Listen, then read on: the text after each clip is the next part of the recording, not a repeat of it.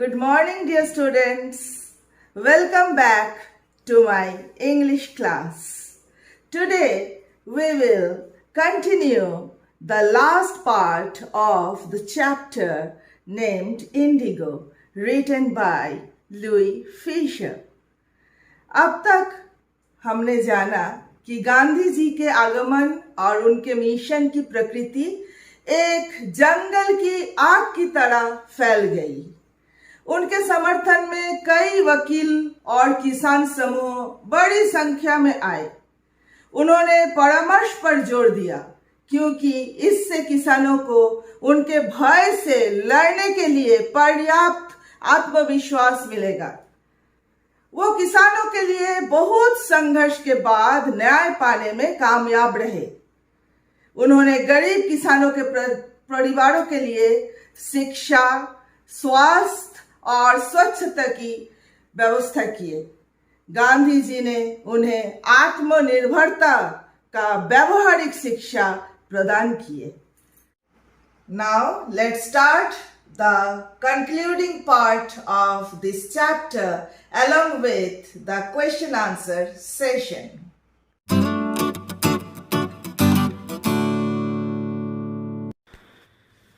Health conditions were miserable. Gandhi got a doctor to volunteer his services for 6 months. 3 medicines were available: castor oil, quinine, and sulfur ointment. Anybody who showed a coated tongue was given a dose of castor oil.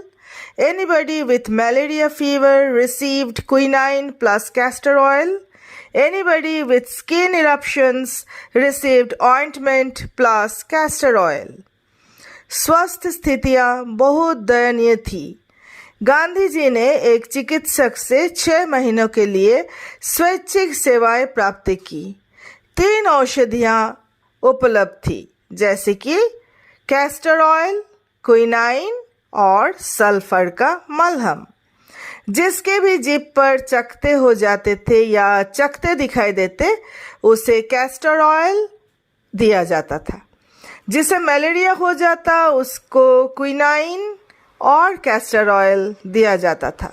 और जिसे त्वचा संबंधी कोई रोग होता था, उसे मलहम के साथ कैस्टर ऑयल दिया जाता था। Gandhi noticed the filthy state of women's clothes. He asked Kasturbai to talk to them about it. One woman took Kasturbai into her hut and said, "Look, there is no box or cupboard here for clothes. The sari I am wearing is the only one I have."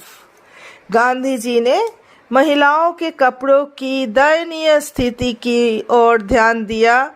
उन्होंने कस्तूरबा गांधी को इसके बारे में उनसे बात करने के लिए कहा। एक महिला कस्तूरबा गांधी को अपनी झोपड़ी में ले गई और कहा, देखिए, यहाँ कपड़ों के लिए कोई बक्सा या अलमारी नहीं है। जो साड़ी मैं पहने हुए हूँ, मेरे पास केवल यही एकमात्र साड़ी है। During his long stay in Champaran, Gandhi kept a long-distance watch on the ashram. He sent regular instructions by mail and asked for financial accounts. Once he wrote to the residents that it was time to fill in the old latrine trenches and dig new ones, otherwise the old ones would begin to smell bad. The Champaran episode was a turning point in Gandhi's life. What I did, he explained, was a very ordinary thing. I declared that British could not order me about in my own country. Champaran के अपने लंबे प्रवास के दौरान गांधी जी ने आश्रम पर भी दूरदृष्टि रखी। वे नियमित रूप से डाक द्वारा जरूरी निर्देश भेजते रहे और आर्थिक समस्याओं का भी बारे में पूछते रहते थे। एक बार उन्होंने निवासियों के लिए लिखा कि आप शौच के लिए खोदे गए पुराने गड्ढों को भरने का और नए गड्ढे खोदने का समय आ गया है, अन्यथा पुरानों में से गंदी बदबू आने लगेगी। चंपारण की घटना गांधी जी के जीवन के एक दिशापरक महत्वपूर्ण घटना थी। जो मैंने किया, गांधी जी ने विस्तार से बताए, वो एक बहुत ही साधारण चीज थी। मैंने ये घोषणा की कि अंग्रेज मुझे मेरे अपने देश में आदेश नहीं दे सकते। But Champaran did not begin as an act of defiance. It grew out of attempt to alleviate the distress of large numbers of poor peasants. This was the typical Gandhi pattern. His politics were intertwined with the practical day-to-day problems of the millions. His was not a loyalty to abstractions. It was a loyalty to living human beings. In everything Gandhi did, moreover, he tried to mold a new free Indian who could stand on his own feet and thus make India free. किंतु चंपारण की इस घटना ने आज्ञा ना मानने की क्रिया को ही जन्म नहीं दिया। ये बड़ी संख्या में गरीब कृषकों की पीड़ा के शमन करने का एक प्रयास के रूप में भी उभर कर आई। यह एक विशिष्ट गांधीवादी सिद्धांत था। उनकी राजनीति प्रतिदिन की लाखों समस्याओं की व्यावहारिकता से जुड़ी हुई थी। यह केवल सिद्धांतों के प्रति वफादारी नहीं थी, ये तो सजीव मानवों के प्रति वफादारी थी। हर क्षेत्र में गांधी जी ने कार्य किया। उन्होंने एक नए स्वतंत्र भारतीय को रूप देने का प्रयत्न किया, जो अपने पैरों पर खड़ा हो सके और इस प्रकार भारत को स्वतंत्र करा सके।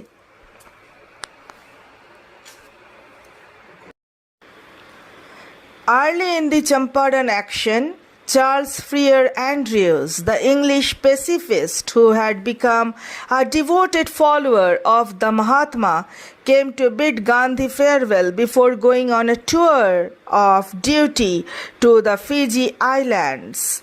Gandhi's lawyer friends thought it would be a good idea for Andrews to stay in Champaran and help them. Andrews was willing if Gandhi agreed, but Gandhi was vehemently opposed. He said, "You think that in this unequal fight it would be helpful if we have an Englishman on our side? This shows the weakness of your heart. The cause is just, and you must rely upon yourselves to win the battle. You should not seek a prop in Mr. Andrews because he happens to be an Englishman." Champaran के प्रारंभिक क्रियाकलापों में एक अंग्रेज शांतिवादी Charles फ्रियर Andrews, जो महात्मा गांधी का एक समर्पित अनुयायी बन गए थे, फिजी द्वीपों पर अपने कर्तव्य पालन के लिए यात्रा पर जाने से पहले गांधी जी को अलविदा कहने के लिए आए थे। गांधी जी के वकील मित्रों ने सोचा कि ये एक अच्छा विचार होगा कि एंड्रयूज जो चंपारण में उनकी सहायता के लिए रोका जाए। एंड्रयूज यदि गांधी जी सहमत होते तो रुकने के लिए इच्छुक भी थे, किंतु गांधी जी ने प्रबलता से इसका विरोध किए। उन्होंने कहा, तुम सोचते हो कि इस असमान संघर्ष में ये सहायक रहेगा कि एक अंग्रेज हमारे पक्ष में है? यह तुम्हारे हृदयों की कमजोरी को दर्शाता है। कारण एक न्यायपूर्ण है और तुम्हें इस संघर्ष में विजय प्राप्त करने के लिए अपने आप पर भरोसा करना चाहिए। तुम्हें श्रीमान एंड्रयूज को इसलिए सहारा नहीं बनाना चाहिए कि वो एक अंग्रेज है। He had read our minds correctly, Rajendra Prasad comments, and we had no reply. Gandhi, in his way, taught us a lesson in self-reliance. Self-reliance, Indian independence, and help to sharecroppers were all bound together. उन्होंने हमारे मस्तिष्क का बिल्कुल सही अध्ययन किया। राजेंद्र प्रसाद जी ने टिप्पणी की और हमारे पास कोई उत्तर नहीं था। गांधी ने इस तरह हमें स्वावलंबी बनने का एक सबक सिखाए। स्वावलंबन, भारतीय स्वतंत्रता और साझा कृषकों की सहायता सभी एक दूसरे के साथ बंधे हुए थे।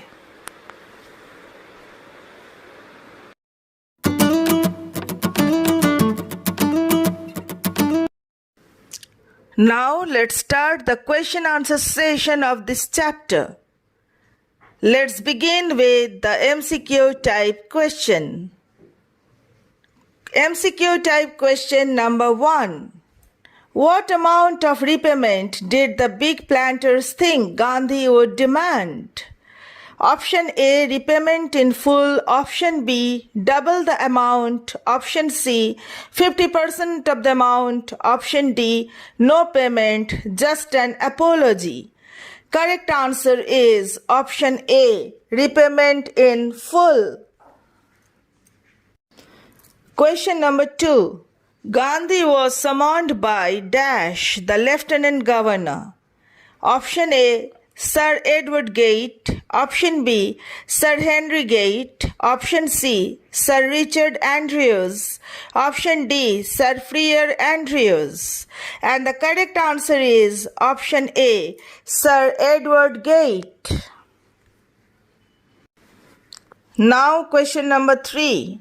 Where is Champaran district situated?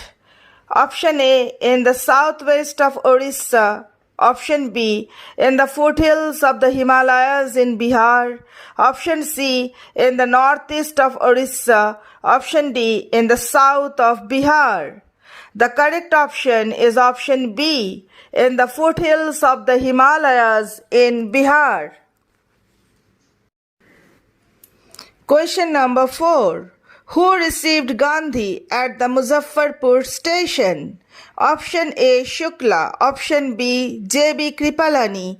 Option C, Rajendra Prasad. Option D, Nehru. The correct answer is option B, J.B. Kripalani. Now question number 5.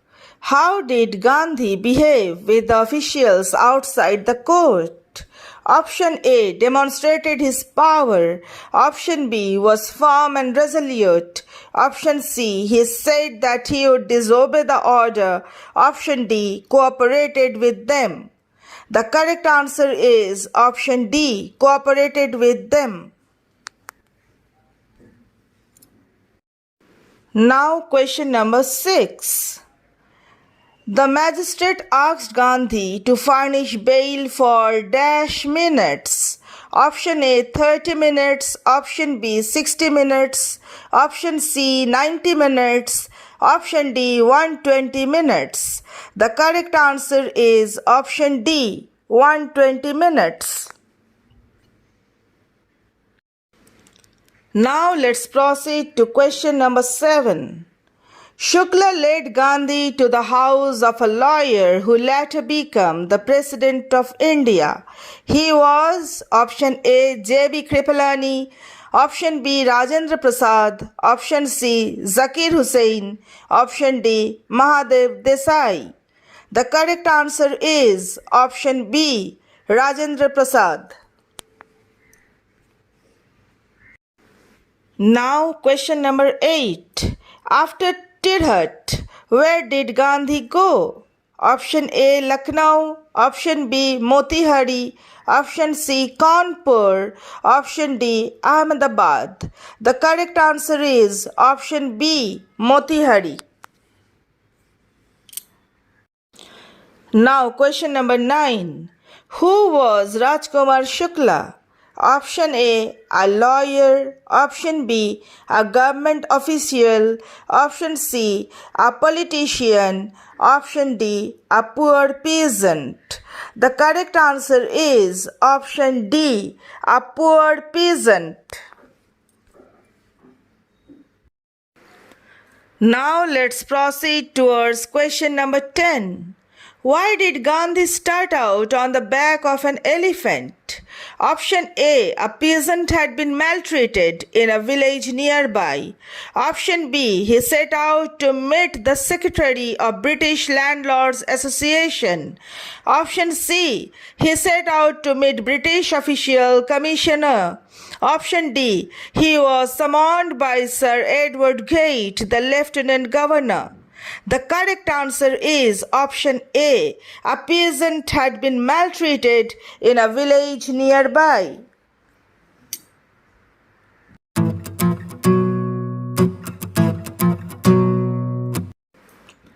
Now let's start the question answers of the understanding of the text. Question number 1. Why do you think Gandhi considered the Champaran episode to be a turning point in his life? Answer. The Champaran episode began as an attempt to ease the sufferings of a large number of poor peasants. He got spontaneous support from thousands of people.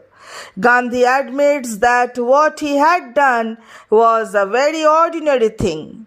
He declared that the British could not order him in his own country. Hence, he considered the Champaran episode as a turning point in his life. Now, question number 2. How was Gandhi able to influence lawyers? Give instances. Answer. Gandhi asked the lawyers what they would do if he was sentenced to prison. They said that they had come to advise him. If he went to jail, they would go home. Then Gandhi asked them about the injustice to the sharecroppers. The lawyers held consultations. They came to the conclusion that it would be shameful desertion if they went home. So they told Gandhi that they were ready to follow him into jail. Now question number 3. What was the attitude of the average Indians in smaller localities towards advocates of Home Rule? Answer. The average Indians in smaller localities were afraid to show sympathy for the advocates of Home Rule.